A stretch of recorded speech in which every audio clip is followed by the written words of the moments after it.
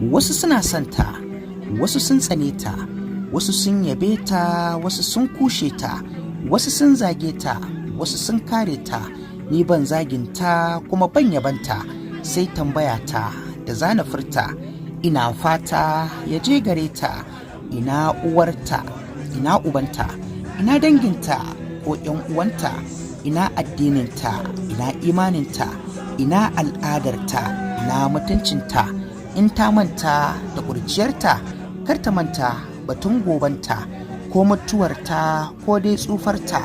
Ya ilahi, ka yafe mata kurakuranta da laifukanta, ka nisanta ta da maƙiyanta, ka sama mata miji ta huta, ta yi aurenta ta kama kanta, mai ƙaunarta amin zai furta.